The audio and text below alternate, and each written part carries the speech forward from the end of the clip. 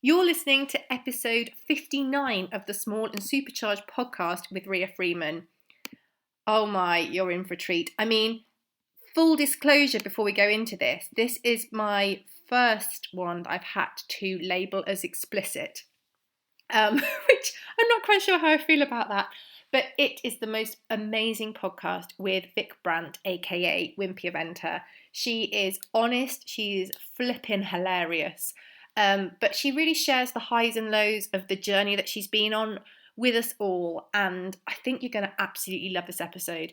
As I say, there are a few swear words in it, so it's perhaps not one to listen to if you've got young children around, but it is definitely one to listen to. If you do listen, please screenshot, please share to Instagram stories, tag me and Vic, and we'd just love to see that. And there's also a competition that's going to be launching on my Instagram at 7:15 p.m. on the day you're listening to this. So do make sure you go and have a look at that. Enjoy. On today's episode of the Small and Supercharged podcast, we have got the lovely and mental, I'm just going to put it right out there,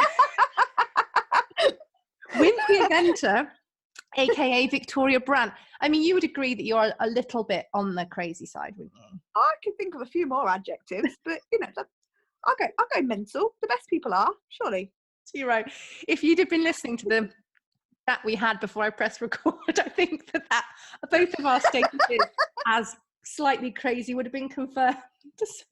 Yeah, I don't think there's anything that amusing about the female anatomy or usage of it. In fact, I just feel like if this goes out and people don't know, Victoria is expecting her first child. I have had twins, so not today. Generally, they're 4 now. So I've been offering very, very strange advice. It's very good advice, though. It's very straight talking, matter of fact, bish bash bosh. But don't worry, we're not going to share that with you here, because I don't want you to be worrying about that. Victoria has got an impending arrival. So right, back on subject. Oh God. So Victoria, aka Vic, aka Wimpy Weekend. God, just tell us how this all started, where you are now, because do you know what? It's funny because you've asked me at a time in my life where things are changing so much, and I feel like I've taken the cloak off for a few months. Is that how the baby happened? I'm so sorry. I should not have said that. The cloak was firmly off. Yeah, it's remained off. It's off. But I think 3 years ago, you think is where it all started, and I still feel like that was about 10 years ago. But what happened 3 years ago? Yeah, I'd worked a series of jobs that had probably brought my self-esteem down quite low. I had a nasty, horrid divorce that left me a bit like a shell of a human, just emotionless, really, and lacking in self-confidence. And I had a horse that I absolutely adored, but I couldn't afford because I went through this divorce process. And anyway, he'd been out on loan. He come back with a bucking issue, and I thought, oh, it's a load of tosh. And I went to get on the horse, and it wasn't, it turns out. And I've actually very recently, for the first time in all those years, released this video. I saw that video. Yeah, and I think people are a bit shocked actually what it was that I dealt with, because from that point I grew a Facebook page regaling tales of how I was so frightened to get on it, and I don't think really people appreciated quite what I was dealing with. I felt like I'd explained it well enough. I cried a lot and I drank a lot. I thought that'd be enough, but apparently it wasn't. I think when you actually see it and you think, oh my goodness, I would not want to be sat on that or anywhere near it. But just to me at the time, I couldn't afford another one. I thought I've either got to work him through it, turn him away, or sell him. And I tried all of them, if I'm honest. I thought I'll try and sell him on to someone. And do you know, maybe it's me, maybe it's my problem. And that didn't work out. And I one girl wanted to buy them, and I had to stop the vetting because I couldn't go through with it.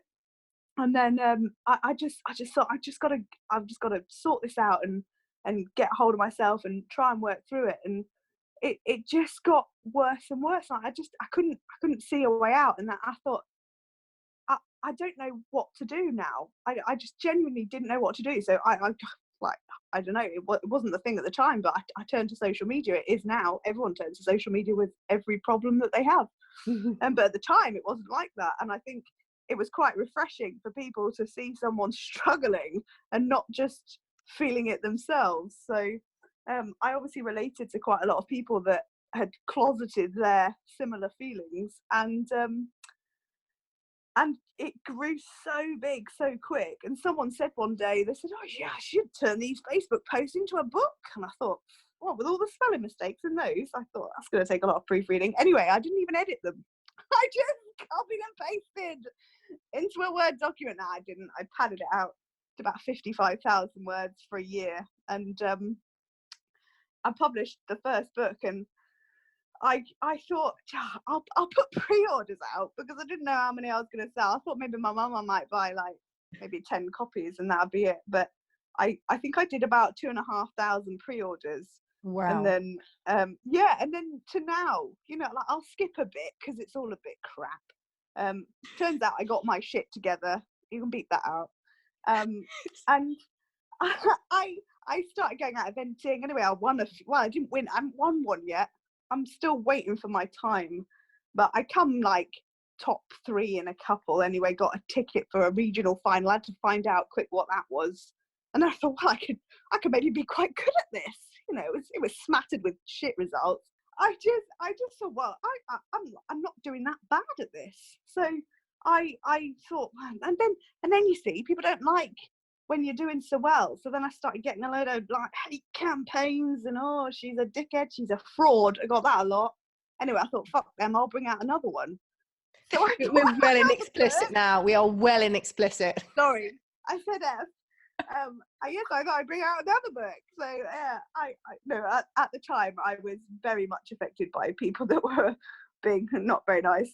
But I did, you know, bring out another book and another one after that. So there were 3, and that's where we are now. And I've sold about 16,500 copies, which, wow, I think for self-published is quite high up there on the stats. But that's amazing. It's predominantly because I think well, we're not terrible at marketing. My husband and I both have worked in marketing for over 15 years now, so I think we're probably not that bad on that side of things. But also, it's just a general no bullshit story of events. You know, it's refreshing for people not to have a rosy haze put on things.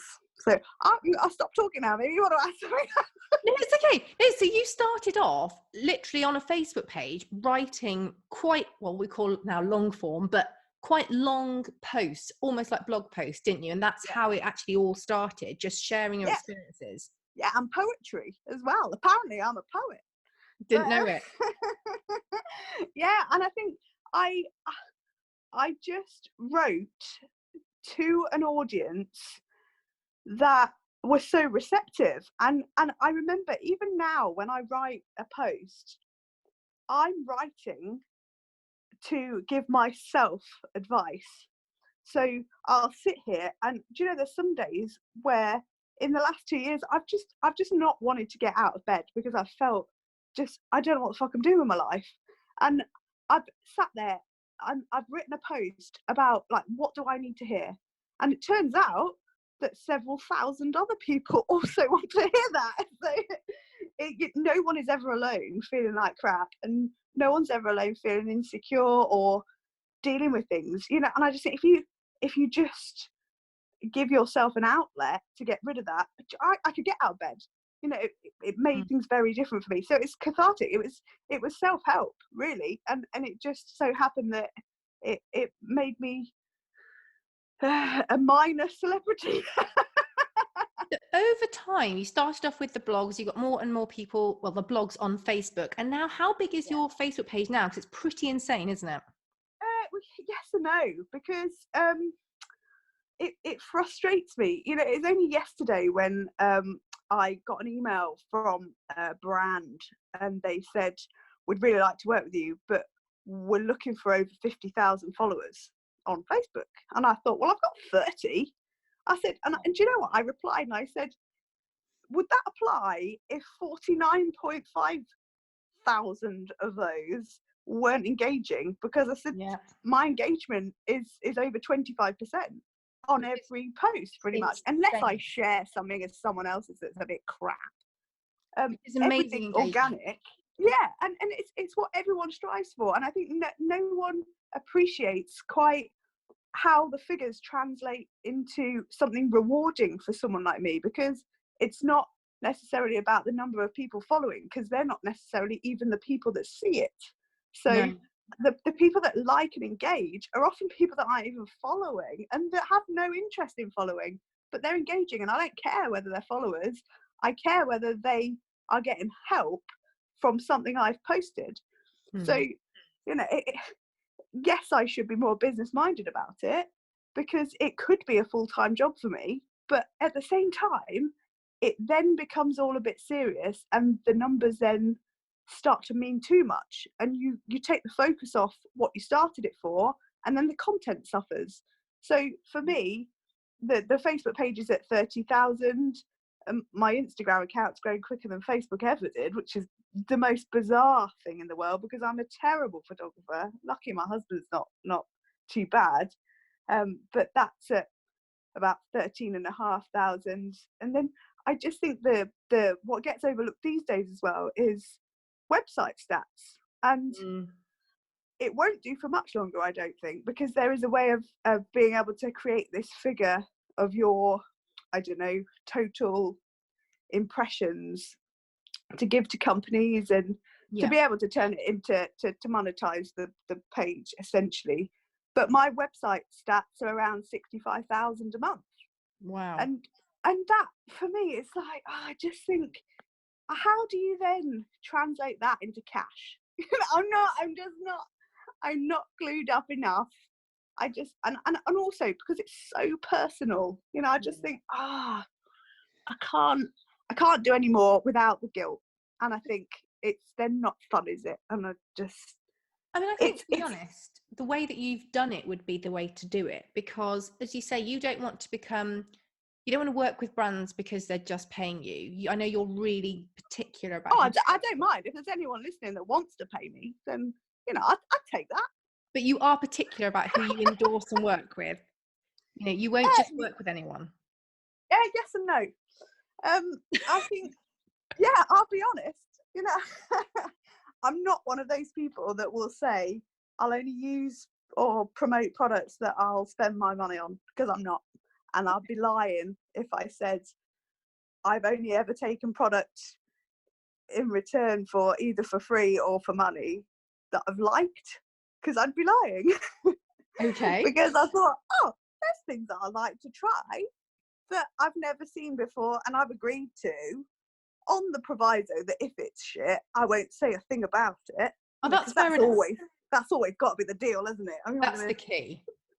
But I'm not opposed to working with companies that are new, and actually that sometimes is one of the most rewarding things for me, is taking a gamble on a company that doesn't know how great they can be and turning it into something that is great.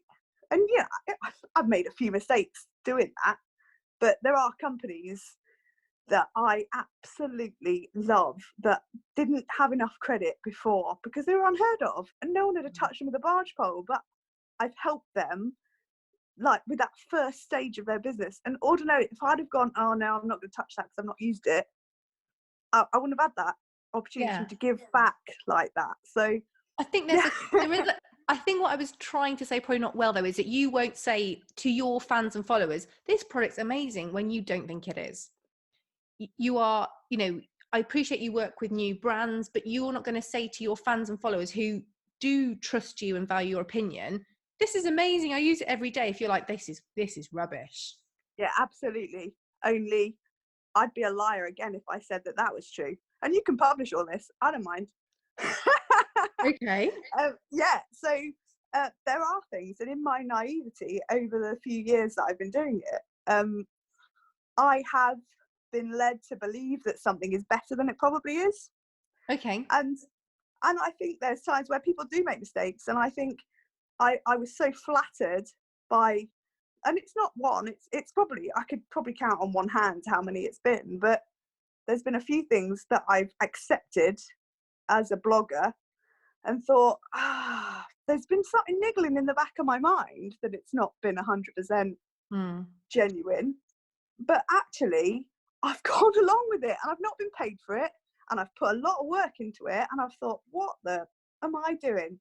Seriously, I just think, and I've had to like draw a close to it, an awkward close to it, and that's a mistake that I've made and learned from over the years. I think, but you've got to make those mistakes, yes, and know how that feels, because it felt disingenuous. I felt like I wasn't getting anything out of it for myself because they were paying me, and I'd got the product, and I thought, I'd love to tell you who they were.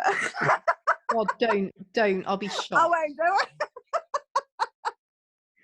No, but then it is a learning curve, isn't it? And absolutely. You wouldn't have had that learning curve if you hadn't gained such a following so fast. I'm so brutally honest as well. I'm really sorry. No, you're fine. No, it's a really interesting thing though, because you have had a really, as you said, it's only 3 years ago that this all started, and the kind of, as you say, you've now risen to like celebrity status in the equestrian arena from just sharing. But they're few and far between, aren't they? It's like I didn't have much competition at the time. I think it's funny you say 3 years ago, because actually 3 years ago today on my timeline memories or whatever it is, was one of the first ever blog posts that I ever wrote was champagne fueled red ribbons, and that was the 29th of October 2016. Wow. And my friend and I won a hunter trial. It was the first one I'd done. We were absolutely smashed. I just don't even remember going round. She lost her stirrup halfway round, and I was just screaming at her to not stop. Oh my God. It was awful. And I just think, like, well, that was 3 years. 3 years is nothing. Nothing. No wonder I was naive, because it hit me like a ton of bricks, and you do make mistakes. Definitely. Especially when this is not what you set out to achieve. You set out to share your story, but not, we're going to talk about the highs and the lows next, but you've had some, as you said, working with brands, having 3 books published and selling really well. What have the highs been of the whole journey you've been on? This rest. I've had a few months off and I've really liked it. I think the best point for me was probably Blenheim 2017. That was awesome. I went to Blenheim and took a course walk, and the only other person taking the course walk that day was Pippa Funnel. I felt really famous, and they dressed me up. It was a Fal Pro, who are now no longer, but we went. I didn't cause the the business of fold, obviously, but I took a course walk around the ERM course with 40 people, and that was incredible. That was really great. And actually, any kind of public appearance, to be honest, I really like badminton. I really like Olympia. That's a favourite. And I always offer up to do anything they want, really, because I've got absolutely no sense of self-control. So that's a real high. I think opening pre-orders, even on the 3rd book, I thought, people have had enough by now, and I've still got to the 1,000 mark each time, which pays for my print run. So I have a golden figure that I need to get to, really. That's brilliant. To cover my costs, and it's always been covered. So I think that's a really nice one. And to be honest, and I should say it, I mean, there's a lot that's taken over this year, but turning social media into something tangible has been a massive high point for me, and the way I would like this to go and continue to go is the Wimpy Weekenders and turning it into events, because that's where my heart is really. And spending 3 days with 60 women who are just like so invested in what I've done and who I am, and they know me inside out, you know. And each time, because we've done 2 this year, and we've done a quiz each time, and they know so much more about me than I know about myself. It's incredible. I can't put into words what those events really do mean. And I'm doing 5 more of those next year, and a couple of fit camps, and I just turning it into something tangible where I get to spend more time with people is where the highs are for me. And now you're going to ask me about the lows. You should have done that first. It's like a shit sandwich. You should have done. It's good though, because the next thing I'm going to ask you about is actually about the Wimpy Weekender. It's on my list. I've got a small list, so we'll go lows, then we'll go Wimpy Weekender, and we'll go back. Oh yeah, fine. Okay. Yeah, that's the shit sandwich. Yeah, the lows. Oh, the lows. The lows for me. The lows are pretty much resolved now, because one massive one was how much time you spend devoting to growth of this platform. And I see so many people doing it and making the same mistakes I've made.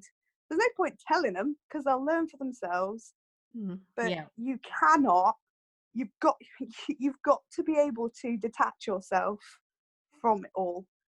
It will consume you otherwise. And I think the time in my life was probably about, I'd say, a year ago, where I banned phones past probably about 6:30 at night.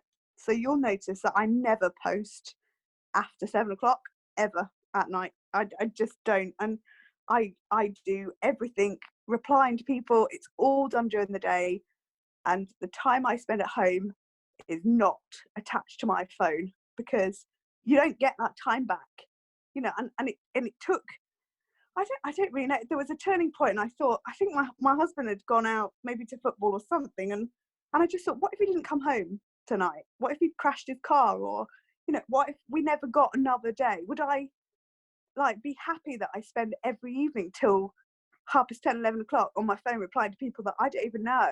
You know, I just think, what am I doing? So that was a massive turning point, because really the lows, it hits you. It hits you. I don't know whether it's the time of life that it hits you, because kids these days are on their phones all the time, and I just think, just look up and see what you've got in front of you.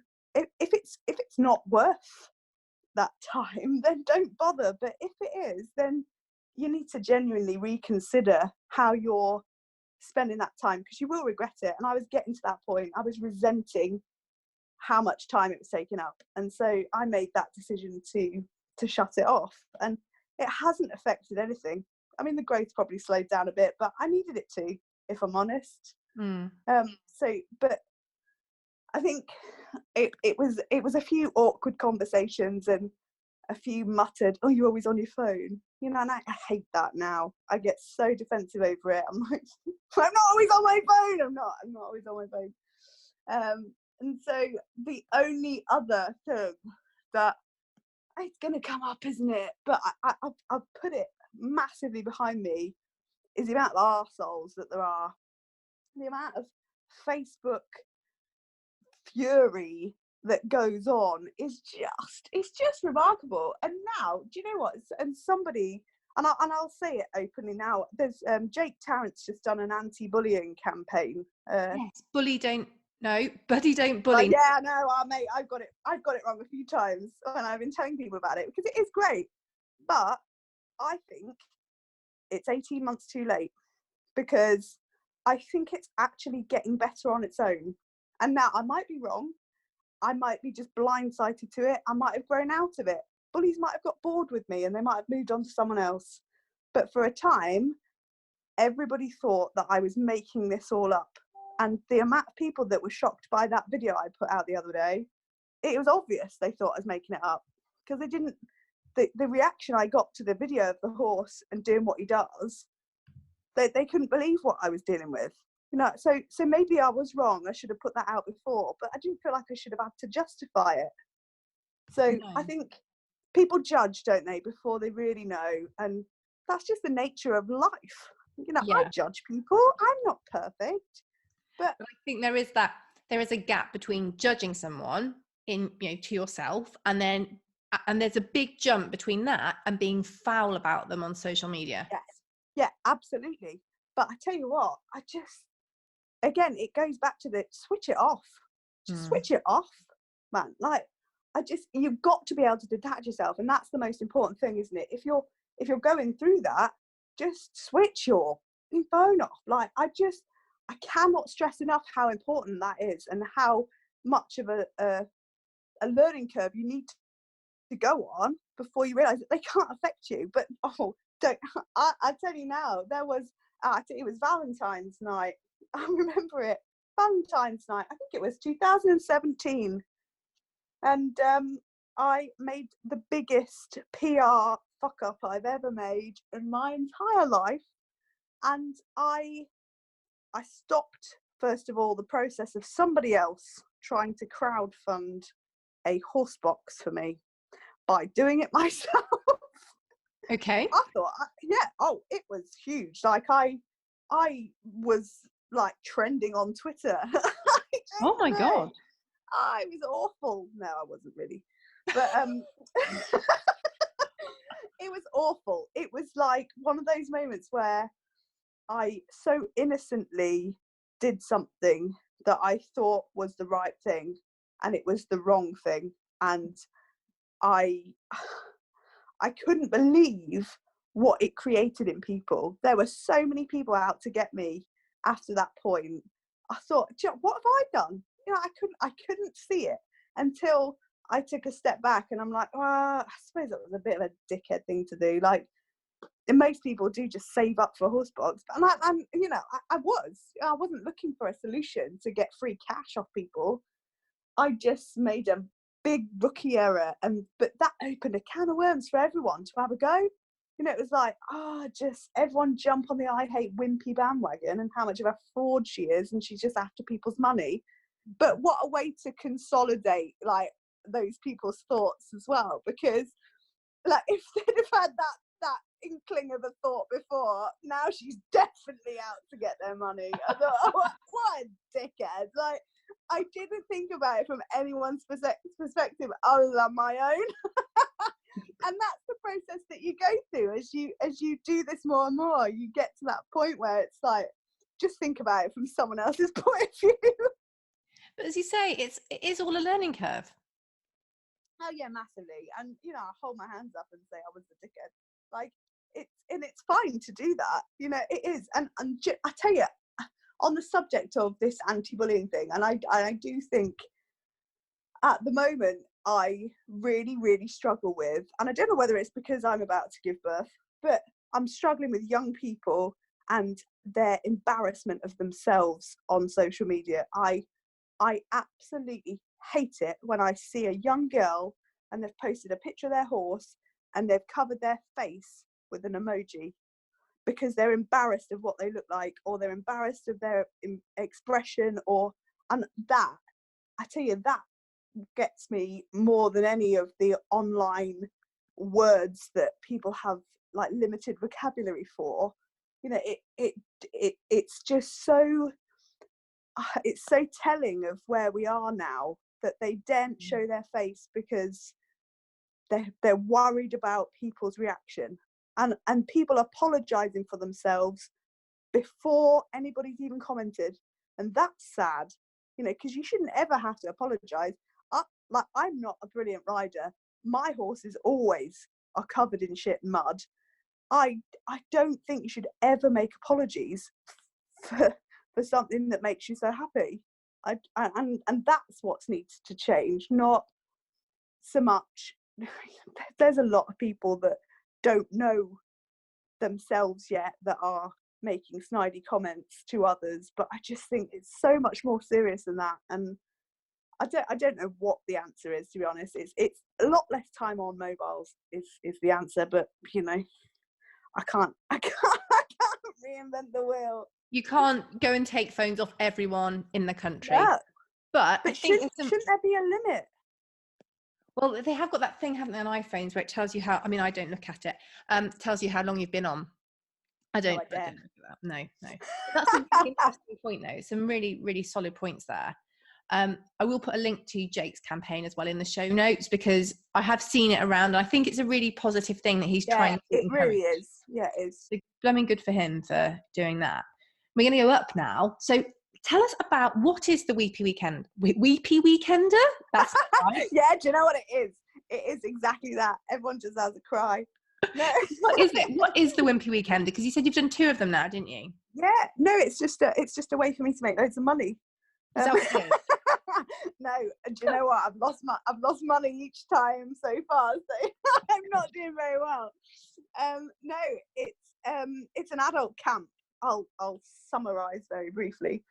It is an adult camp for people that are incredibly nervous or that want to progress in a way that's not quite as conventional as just their riding ability. Okay. So for me, I can ride. Physically, I can ride. I can sit on a horse. I can make it walk, trot, and canter. But some days my brain tells me I can't. So what we do is I have a team of 4 instructors and myself. We have dressage, show jumping, and cross country. We have a mechanical horse, a physio, sports psychologist, and then I ramble a bit as well. And we just do workshops, and it's all day for Saturday and Sunday. They come on the Friday night. We have very rowdy Saturday night entertainment, which at the last one got a little bit out of hand. We ran a human one-day event, which turned into a human pile-up of pissed women. But it was absolutely brilliant.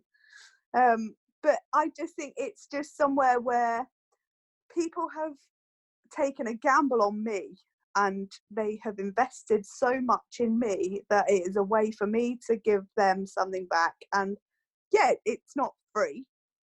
I'm not a charity, you know. Well, no, but there's an awful lot that they get. Actually, you know, sports psychologist lessons.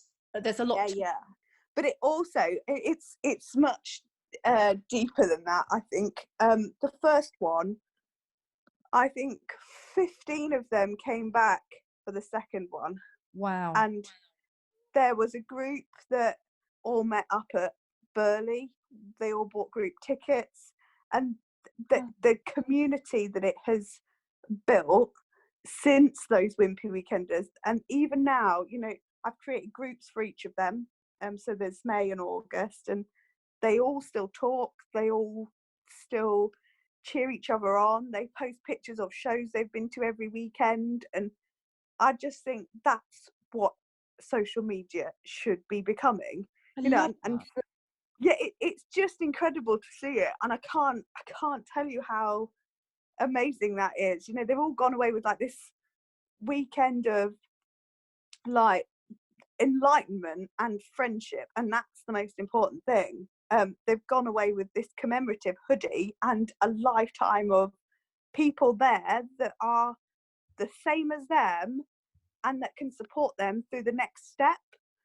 So, you know, most of them are bloody coming back, aren't they? So it's but that's really nice that there's a community there. That amazing. Even if you are scared and you lack confidence, there's people going, yeah, you can do this, rather than when your inner demon kicks off and goes, you really can't. Yeah. And you know what, we offer there's 35 mounted spaces and 25 unmounted, so you don't even have to own a horse, and that's something that isn't offered for people. And it's just so wrong, you know, because there's so many people that share a horse, or their horse is retired, or it's injured, or, you know, they might ride at a riding school, but there's nothing available for them to join in. And we make it more accessible, and they'll do Pilates, they'll do physio, they'll do all the games, we'll do stable management, they have a treasure hunt, you know, like it's so much more than horse ownership. And actually it's very secondary. You know, if you want to come and move up to novice eventing. You know, Mm. you're jumping at a meter, you want to move up to novice. We had a few ladies, and you're grouped accordingly. So there were people that were of like a much higher ability, that were dealing things in their heads that were very different to those people that couldn't even jump anything. So Yeah. I've had ladies on each that just want 3 dressage sessions a day. You know, they don't want to jump, you know, and that's fine. You don't have to jump, you don't have to even ride if you don't want to. So it's just making it like low pressure, but giving them something to go away with that makes it feel like they can do more at home. You know, and that's the point, isn't it? It's creating longevity in the price you pay for a camp, because you do your training, and then what? You just, like, I don't know, you just go home and think, oh, well, I'm in the same position I was before. Maybe I've picked up a few exercises to do, but I don't feel like mentally any more prepared. So, and that's what these people need. They need somebody there just like cheering them on all the time. And I'm happy to do that. No, I love that. It's so rewarding.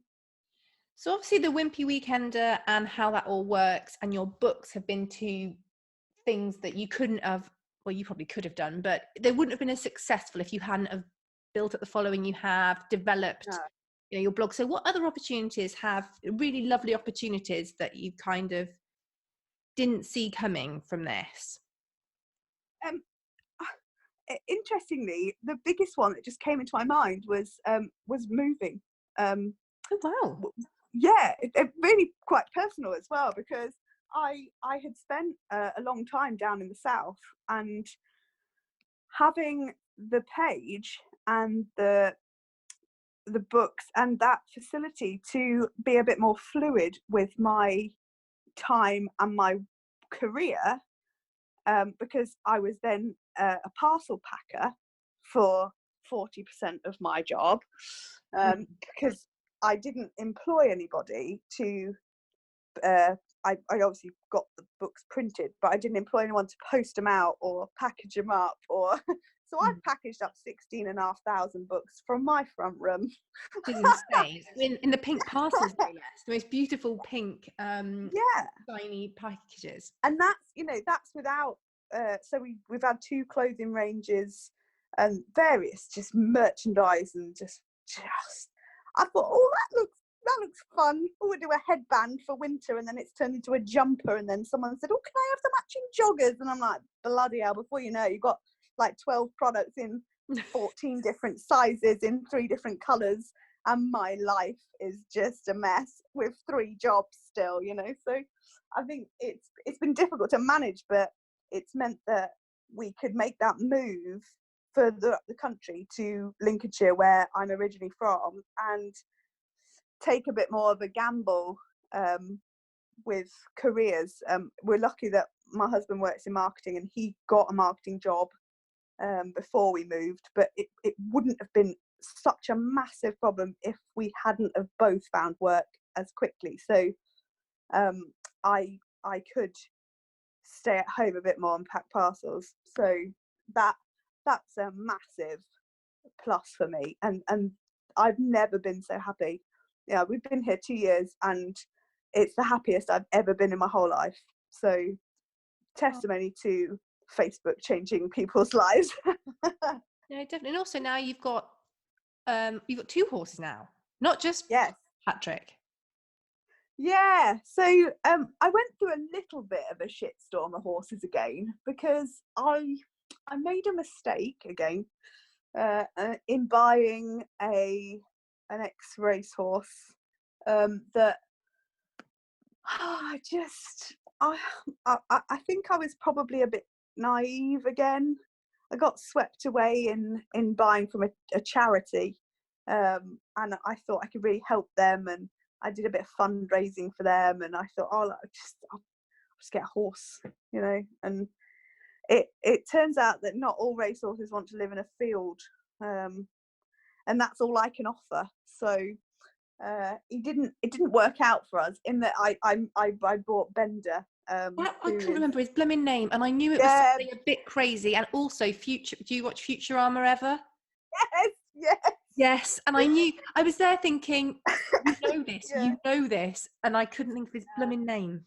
I bought Bender, and Bender was a bit of a sad state of affairs because he'd been passed around quite a bit, because he wouldn't settle, because he had lameness issues, because of various things. And anyway, it turns out he didn't want to live in a field. He thought he was far too important, and he just fence walked the whole time, and he just walked and walked and walked, and he was just white with foam. And I moved it. I moved into a big training yard not that far away, which I couldn't afford, but I wanted to see if it would help. Anyway, it did. He settled instantly. He was the most rideable. I took him show jumping within 2 weeks of him like being back in work. He was just amazing, but it wasn't sustainable financially for me. My horses live in the middle of a field, and I pay £75 a month, and like I can't afford it any other way. It's a very different. I can't. It was too much. I couldn't have him stabled. The bedding, the hay, the livery, being on a yard again. It's not what I wanted, and it was really, really crap timing. And I actually gave him away in the end, because I knew he was going to a good home. I knew she'd find a really nice lady for him. So it was just a big waste of life and money and stress. I was so upset over it all, and I felt like a failure again. And I was like, that's a joke. But then, it's funny how things work out, because at that point Pat was like bloody golden balls and Bender was a knob. So I'm sure Pat enjoyed that. Yeah, bloody swings and roundabouts. So Pat was having his moment of glory while I had Bender there trying to kill me. But I went out for dinner with a friend who I've known for a number of years, and I actually had a horse of hers in to sell. I used to do a bit of buying and selling, and I had a stable, a yard that I would rotate a horse in, and I had this little thoroughbred mare, and she wanted to sell her, and so I said, oh, I'll teach her to jump and I'll sell her. And anyway, I taught her to jump, and I thought, it's bloody nice, this one. I quite fancy this for myself. And anyway, I couldn't really afford it. But I did keep her for a year and competed her. And oh God, she was incredible. So just bold and brazen, didn't need me. And she was just so confident. And the feeling you get when you're on this horse is like nothing I've ever had on anything. And I've sat on some lovely horses, probably. And I was working it out the other day. I reckon we're close to 500 horses that I've ridden in the last 25 years. And I think out of all of them, she has been the cheapest because she was free.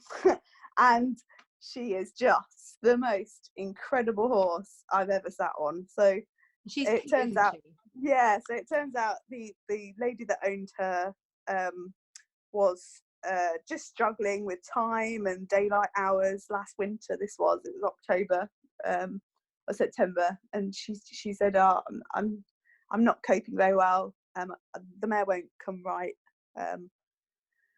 and she doesn't really want to be ridden, and she's got out the field a couple of times, and like we love this horse to death. But she said the kindest thing I think is just to have her put to sleep. Oh God. And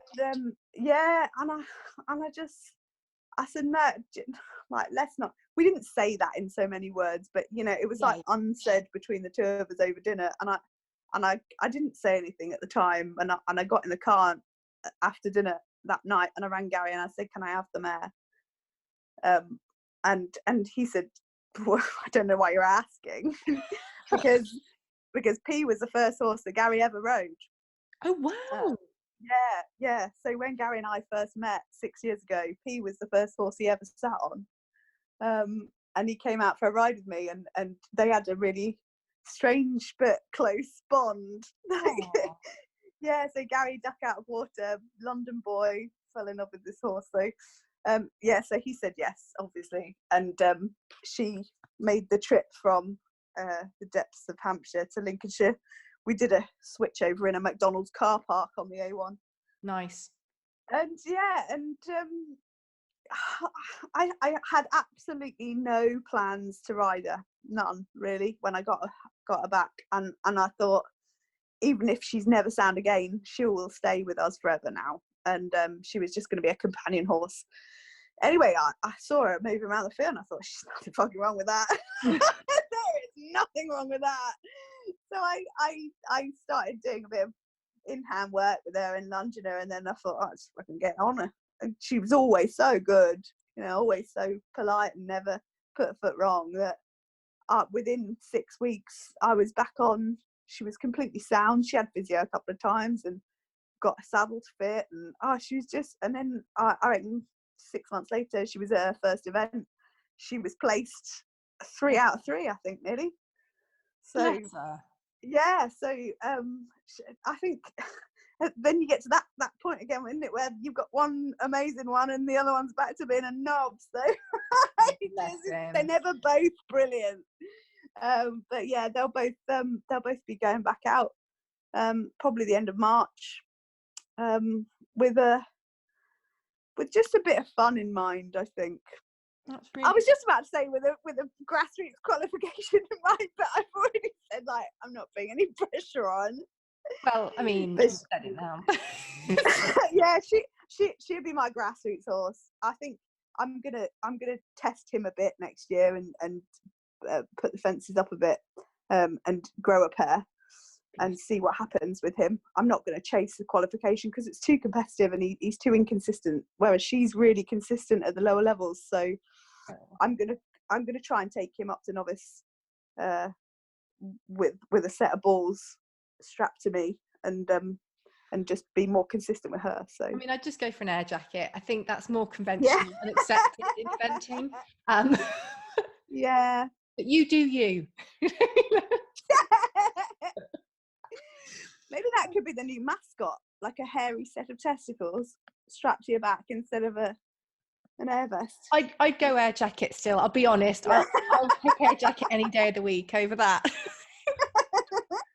Oh God. So we are going to run a competition, which will be on my Instagram the day that this goes out, which will be Wednesday, where Vic has very, very kindly given us a trilogy of Wimpy Eventer books, which are brilliant. I have read, they have made me laugh and made me cry slightly. As in, some bits really do tug at the old heartstrings, and some bits are just straight up hilarious. And I tell you what, there's some pages that I can't even read without welling up now.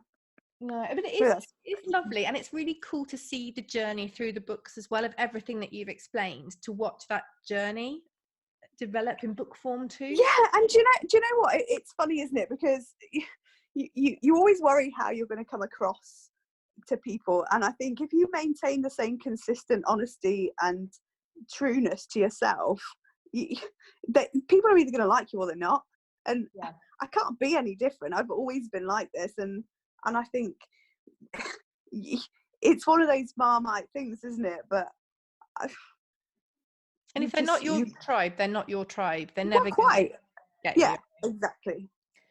So that will be on my Facebook page. No, it won't. It'll be on my Instagram account. Come on, Freeman. I will also promote it on my Facebook page, but the competition will be on Instagram. So go and check that out. Now, just in case people don't know where to find you, I mean, I'm pretty sure they do, but because this is how I end every podcast, can you tell us all the places where people can find you online? I'm in hiding. So... No. So I am at wimpyeventer.com, which is a lot of fun for me. I like the website, and I like the difference of how in length you can write on the website. So there's tons of blogs that you can read on there. But Facebook is Diary of a Wimpy Eventer, which is my general day-to-day crap. So if you want to get to know a bit about what colour pants I'm wearing, and I don't post that at the moment, obviously, but like ins and outs of day-to-day general just making a fool of myself in public. Yeah, it's Diary of a Wimpy Eventer on Facebook, and then Wimpy Eventer on Instagram. I am on Twitter. You wouldn't think so to look at me, but I am on there. But I won't check my messages very often on there, so don't bother. Don't bother. I'd stick to the others. Don't bother. Yeah, just Instagram and Facebook is fine. I do think there's something for everyone. If you're a fan of a rugging guide head to the website. If you're a fan of someone having a whinge, head to Facebook. If you like a dressed up photo with a filter on it, go to Instagram. You know, I got something for everyone. It's good you've catered to the masses. I like that. I'm still full of shit, regardless of which platform you're on. Just so we're clear, don't expect great things.